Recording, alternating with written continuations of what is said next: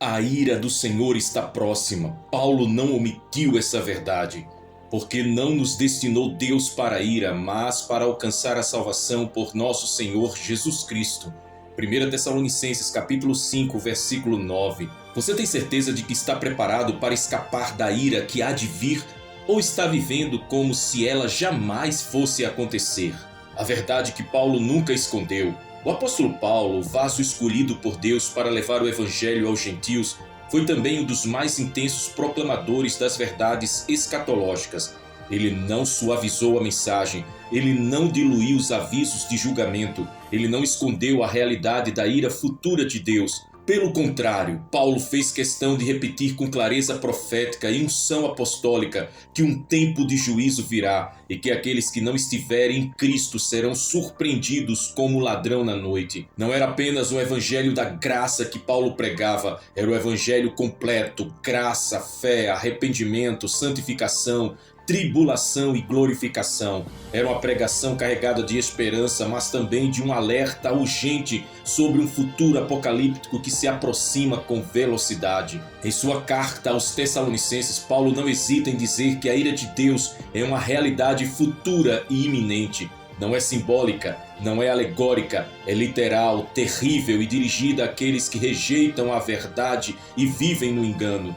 E hoje, enquanto muitos púlpitos se calam diante dessa verdade e uma geração sedenta de promessas evita ouvir sobre o juízo, Paulo se levanta novamente pelas Escrituras Sagradas, com sua voz ecoando pelas páginas da Bíblia, gritando: a ira futura está próxima. A ira de Deus, segundo Paulo, não é um conceito abstrato ou teológico apenas. É um evento escatológico, um momento determinado no calendário celestial em que o cálice da indignação divina será derramado sem mistura de misericórdia.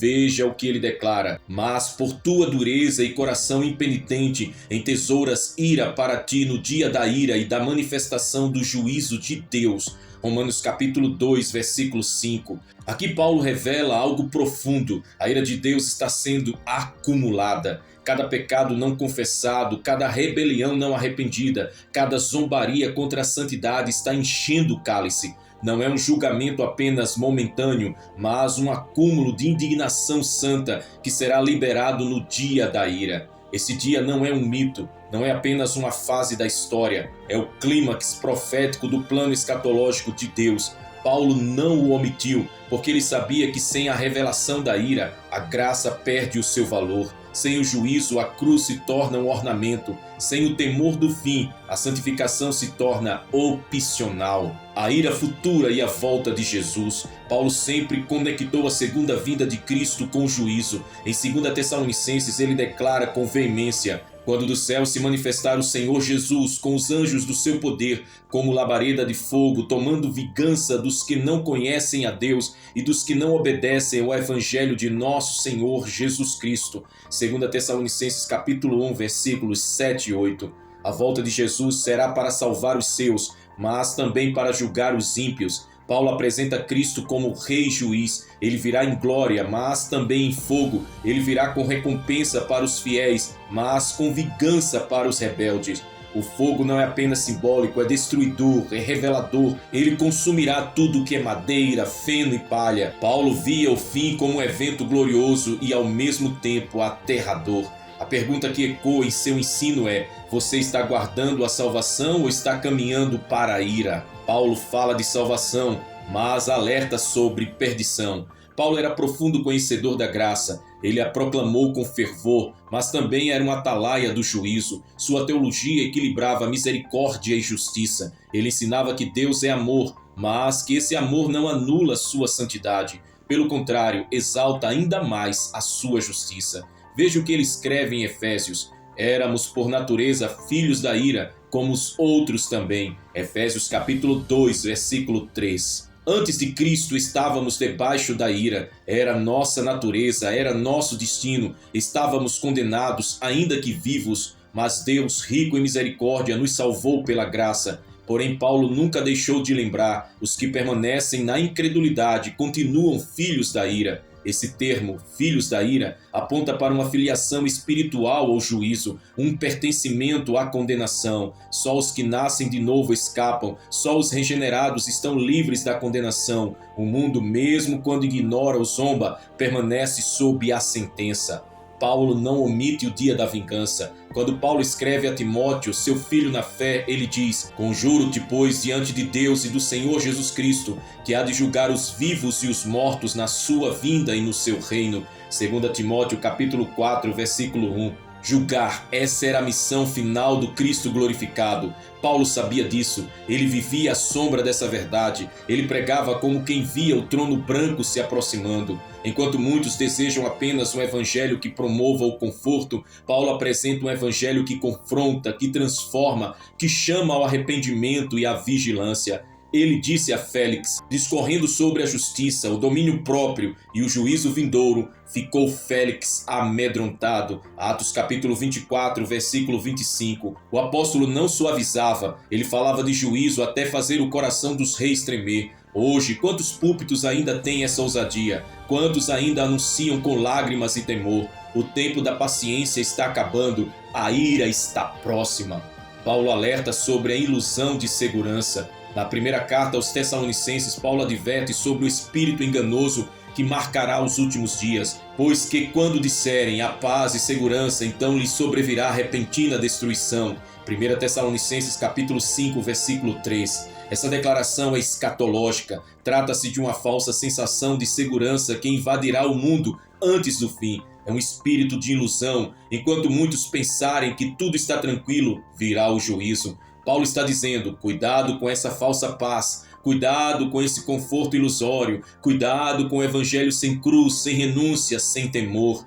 É nesse cenário que o dia da ira se manifestará como surpresa mortal. E o mais grave, essa ilusão não atingirá apenas os ímpios, mas também os que dormem espiritualmente, os crentes mornos, os que andam como se Jesus não fosse voltar. O dia chegará como um ladrão, a surpresa para os despreparados. Paulo continua em sua carta aos Tessalonicenses, porque vós mesmos sabeis muito bem que o dia do Senhor virá como ladrão de noite. 1 Tessalonicenses capítulo 5, versículo 2. O apóstolo compara o dia do Senhor, o tempo do juízo e da manifestação da ira divina, à chegada de um ladrão. Qual é a natureza de um ladrão? Ele não avisa, ele vem na escuridão, ele se aproveita da distração. Assim será a manifestação da ira de Deus sobre a terra, repentina, inesperada, irreversível. A linguagem de Paulo é carregada de temor. Ele não está escrevendo a incrédulos, mas a crentes. Ele diz: vós mesmos sabeis muito bem. Ou seja, ele supõe que os santos já estão alertas, mas mesmo assim ele insiste em repetir. Por quê? Porque mesmo os eleitos podem se embriagar com o mundo, cochilar na rotina, perder o senso de urgência e serem surpreendidos pelo juízo. Os filhos da luz e os filhos da noite. Paulo faz uma distinção. Logo depois, Paulo introduz uma distinção fundamental. Mas vós, irmãos, já não estáis em trevas, para que aquele dia vos surpreenda como um ladrão, porque todos vós sois filhos da luz e filhos do dia. 1 Tessalonicenses capítulo 5, versículos 4 e 5. Aqui Paulo faz questão de separar os que vivem na luz da verdade daqueles que permanecem na escuridão do engano. Os filhos da luz não andam como os outros, eles vigiam, eles discernem os tempos, eles renunciam à embriaguez espiritual, eles esperam com temor e alegria o retorno de seu Senhor. É como se Paulo dissesse: vocês não podem viver como se o juízo não fosse real, não podem andar como os filhos da noite. A ira futura não é uma ameaça simbólica, é uma realidade que se aproxima como um tsunami eterno. Ser filho da luz é viver como quem espera o rei a qualquer momento, é acordar todos os dias com os olhos no céu, é dizer: Senhor, vem, purifica-me,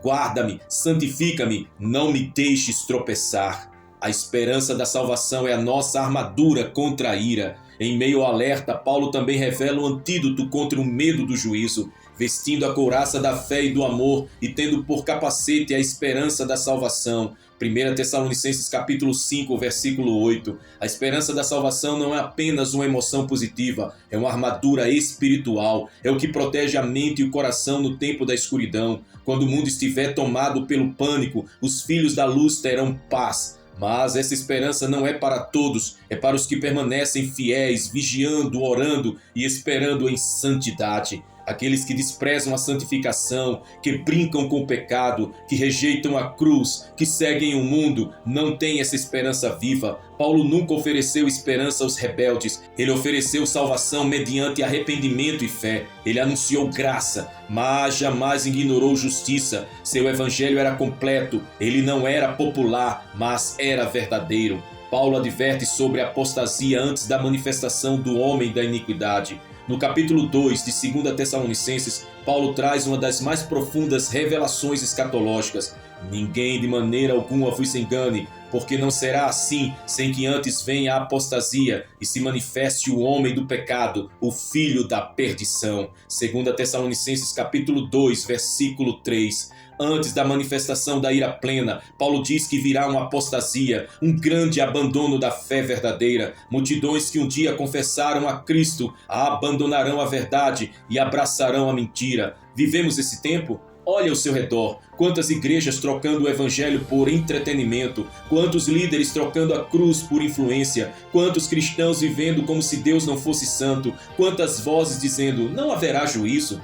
Paulo viu isso, ele profetizou isso, ele sabia que a ira não viria sem antes o mundo se entregar ao engano e à imoralidade. E em meio a esse cenário surgirá o homem da iniquidade, o anticristo, aquele que virá com operação de engano, com poder satânico, sinais e prodígios da mentira. 2 Tessalonicenses capítulo 2, versículos 9 e 10. Esse não é um personagem fictício. Paulo descreve com clareza. Ele será exaltado, será adorado, mas também alvo da ira divina, a quem o Senhor desfará pelo sopro da sua boca e aniquilará com o esplendor da sua vinda. 2 Tessalonicenses capítulo 2, versículo 8. A operação do erro sobre os que não amaram a verdade. Paulo vai além. Ele diz que Deus mesmo enviará um espírito de engano sobre os que rejeitaram o amor e a verdade. E por isso Deus lhes enviará a operação do erro, para que creiam na mentira, para que sejam julgados todos que não creram na verdade, antes tiveram prazer na injustiça. 2 Tessalonicenses capítulo 2, versículos 11 e 12. Isso é aterrador. Paulo afirma que no fim aqueles que rejeitaram o evangelho não apenas serão enganados, mas serão entregues ao engano como juízo. Eles se tornarão incapazes de crer, terão o coração endurecido, suas mentes serão cauterizadas e eles crerão na mentira e amarão o erro.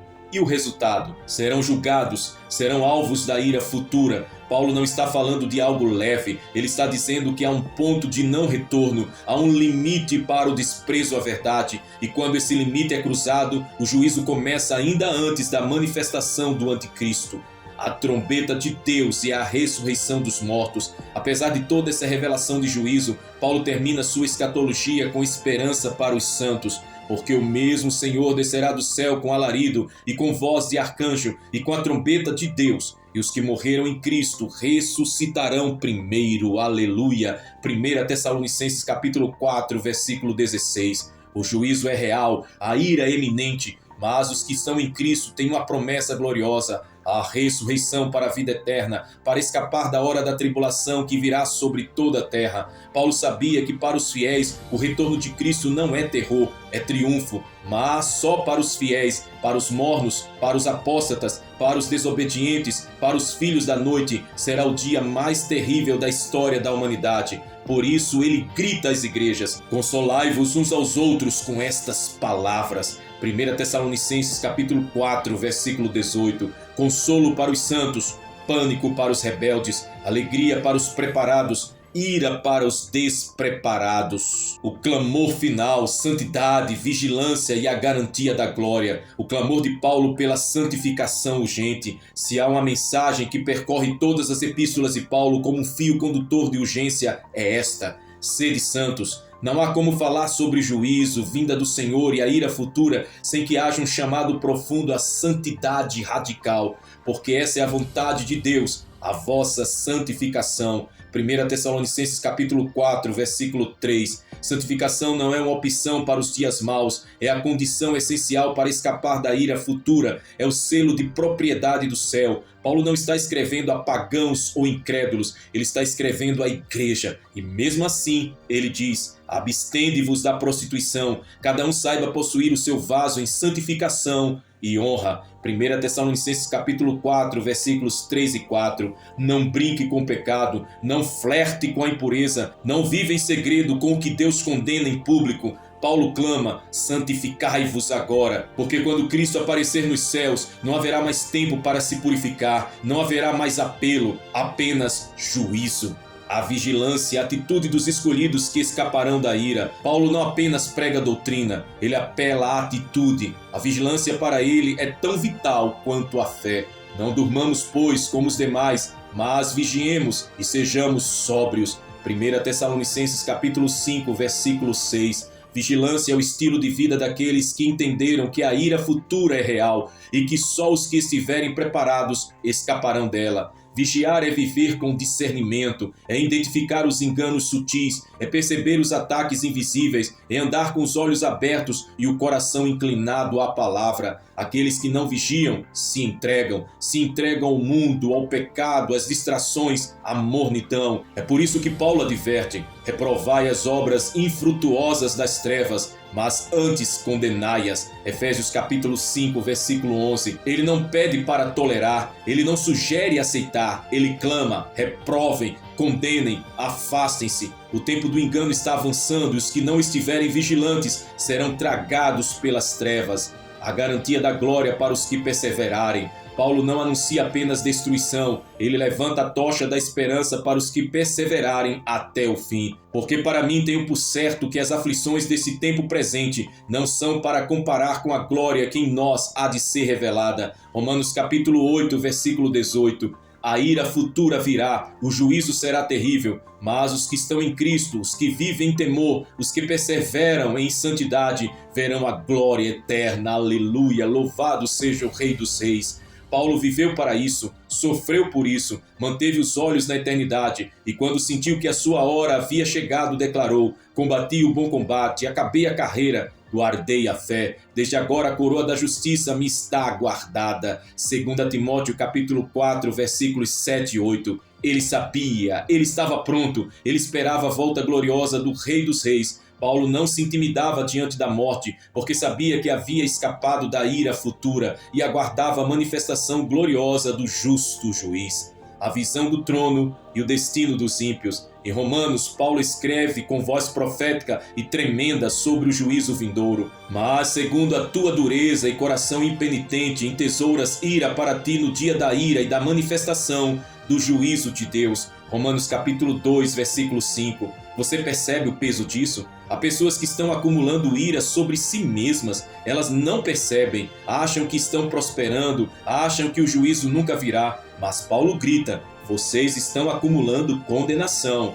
O dia da manifestação do juízo virá. Haverá um trono, haverá livros abertos, haverá sentença eterna. Assim, pois, cada um de nós dará conta de si mesmo a Deus. Romanos capítulo 14, versículo 12. Não haverá desculpas, não haverá mentiras, não haverá como fugir. A ira futura não será apenas sofrimento físico, mas separação eterna de Deus, misericórdia. Por isso Paulo diz: eis aqui agora o tempo aceitável, eis aqui agora o dia da salvação. 2 Coríntios capítulo 6, versículo 2. A ira é real, mas a graça ainda está disponível. Chegamos ao fim dessa palavra, dessa mensagem poderosa, com a mesma seriedade que Paulo mantinha diante das igrejas. Ele não omitiu a verdade, ele não silenciou a respeito da ira futura, ele não aliviou o peso do juízo que virá. E se queremos pregar o mesmo evangelho de Paulo, devemos gritar com lágrimas a mesma verdade. A ira futura está próxima, Jesus está voltando, o mundo está corrompido, a apostasia está em andamento, o engano está aumentando, a trombeta está prestes a soar, os livros estão sendo preparados para o juízo, os ímpios serão lançados fora, mas os santos brilharão como o sol no reino do Pai. Glória a Jesus! E agora eu te pergunto, meu irmão, E se Cristo voltasse hoje, você estaria preparado para a vida eterna ou entre os que verão a ira de Deus se manifestar sem misericórdia? Você tem vivido como filho da luz, separado do mundo, cheio do Espírito, ou tem entesourado ira sobre si mesmo com seu coração endurecido e impenitente? Hoje é o dia de decidir, hoje é o dia de se humilhar, hoje é o dia de romper com o mundo, de clamar por misericórdia, de se levantar como um Paulo em dias de trevas, porque o mesmo Cristo que veio para salvar, virá para julgar, e a ira futura está próxima. Eu quero convidar você neste momento a fazer uma oração profética, declarando o seu livramento da ira futura e se preparando para a glória de Deus. Declare comigo: Pai Santo e Justo, Deus Altíssimo, Deus Eterno, Deus de juízo e misericórdia. Neste momento, com temor e tremor, dobramos os joelhos e rasgamos o coração diante do Teu trono, porque a Tua palavra foi liberada como espada de dois gumes. Não houve alívio para a carne, não houve conforto para os mornos, não houve espaço para a omissão. A verdade foi pregada, a Tua ira está próxima. Senhor, Te agradecemos por não esconder de nós os tempos e as estações. Te agradecemos porque nos enviaste a palavra pela boca do apóstolo Paulo, e hoje essa mesma palavra ecoa como um trovão: fugir da ira futura. Deus eterno, neste momento clamamos: livra-nos da ira, livra-nos da apostasia, livra-nos da mordidão, do sono espiritual, livra-nos da religião sem arrependimento.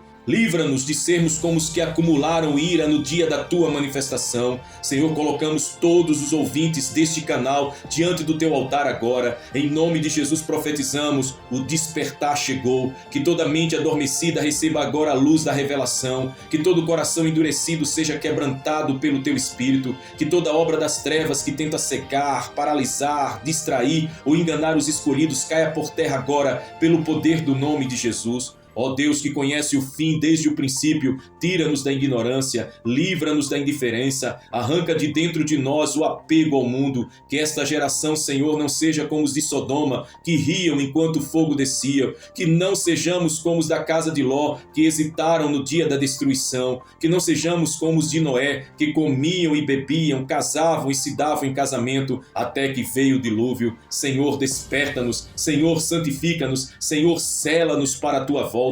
E agora, com ousadia espiritual, liberamos declarações proféticas sobre todos os inscritos e ouvintes deste canal. Em nome de Jesus, eu declaro que esta é uma geração de vigias e não de adormecidos. Eu declaro que eles se levantam como filhos da luz nesse tempo de densas trevas. Eu declaro que o Espírito da verdade está soprando sobre cada casa, cada família, cada coração sedento. Eu declaro que as escamas estão caindo e que o temor do Senhor está voltando para a Tua igreja. Eu declaro que os inscritos deste canal não serão enganados pelos falsos cristos, nem seduzidos pelos sistemas do mundo. Eu declaro que esta palavra marcará destinos eternos e que uma multidão se renderá ao Cordeiro. Eu profetizo libertação, arrependimento, santificação e preparação. Senhor, como Paulo clamamos, livra-nos da ira futura, ensina-nos a esperar do céu o Teu Filho Jesus, a quem ressuscitaste dentre os mortos. Como Paulo gritamos: Senhor, faz-nos como vasos de honra, preparado para toda boa obra,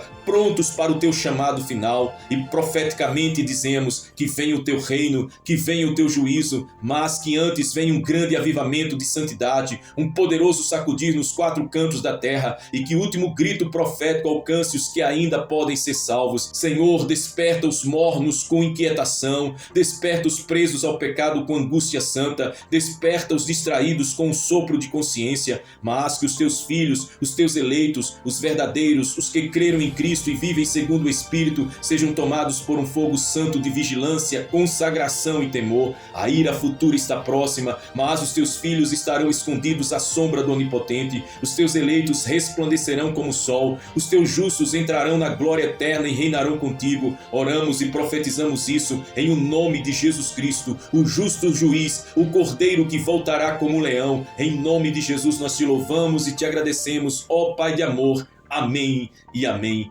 Maranata, vem Senhor Jesus. Agora é a sua vez de se posicionar com fé e convicção, meu amado irmão, minha preciosa irmã. Se essa mensagem falou com você, deixe nos comentários abaixo uma declaração de fé que confirme aquilo que Deus selou em seu coração. Escreva com ousadia, com temor e com verdade. Declare assim: estou me preparando para a volta do Senhor. Declare: eu fujo da ira futura e corro para os braços de Jesus. Declare também: Senhor, guarda-me na tua verdade até o fim. Declare: não serei enganado, viverei como filho da luz. Declare: a trombeta vai soar e eu estarei pronto. Declare em nome de Jesus: estou de pé em santidade, esperando o justo juiz. E declare com poder e autoridade: o mundo pode cair, mas minha esperança está na glória que há de vir. Escreva nos comentários com coragem, que cada palavra seja um memorial diante do trono de Deus. E se você ainda não é inscrito aqui em nosso canal, A Volta, esse é o tempo certo para você fazer isso.